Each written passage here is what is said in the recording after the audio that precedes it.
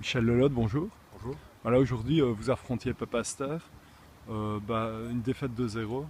Très mauvais match de votre équipe. Est-ce qu'il y a quand même une prestation épinglée? Un joueur à ressortir du lot.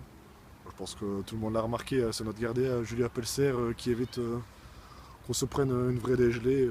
On n'a pas eu voix au chapitre aujourd'hui, si c'est 5-6-0, on n'a rien à dire. Je crois que pas grand monde n'était dans le match et lui nous sauve avec 2-3 arrêts miraculeux. Voilà, est-ce que vous avez quelque chose à ajouter sur le match? Et sinon, on passe à un autre thème. Bon, on est tombé contre une équipe très bien organisée qui était franchement beaucoup plus motivée que nous. Un véritable bloc équipe. Puis avec leur incroyable attaquant, Michael Corbusier, qui vient de marquer son 40e but quand même cette saison en 18 matchs. Je pense que ça a souligné. On avait prévu un marquage à la culotte sur lui. François, notre capitaine, s'est plutôt pas mal débrouillé. Dommage que sur son goal, il l'oublie un peu. Sur un coup franc en plus, c'est encore plus dommageable. Voilà, ce qui a marqué la semaine, c'est surtout le gros clash entre Pierre Collat et vous-même. Voilà, Pierre vous a clairement remis les pieds sur terre, si je puis dire ainsi, en citant cette phrase qui restera désormais mythique, Be yourself, Mich. Qu'est-ce que vous avez à dire à Pierre Collat? Je pense qu'il a facile. Effectivement, il a passé plus de 1000 vues sur sa vidéo. Mais je pense, je pense quand même qu'il y a fraude, hein, parce que sa vidéo a été publiée sur le mur des basketteurs liégeois, qui est composé de presque 5000 membres. Donc fatalement, ça a fait grimper le nombre de vues sur YouTube. Alors que moi, quant à moi, je ne fais que le publier via votre intermédiaire.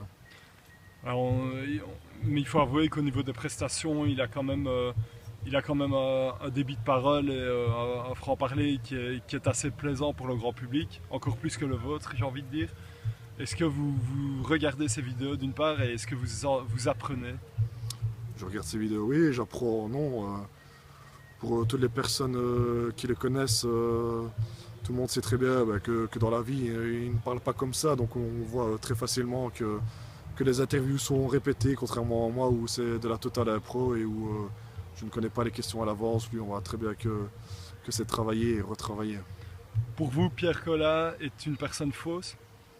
Pas une personne fausse, mais c'est quelqu'un qui surfe sur la vague, comme on dit, et qui fait très bien ça. Alors, selon vous, on va évidemment donner un droit de réponse à Monsieur Collat.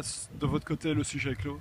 De mon côté, le sujet est clos et j'espère un peu plus d'éthique et d'honnêteté de la part de la société FPFO pour ne pas préparer les interviews avec Pierre Collet à l'avance, tout simplement.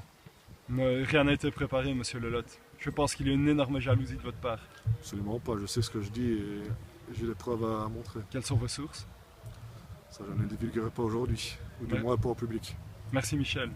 Voilà. Au revoir.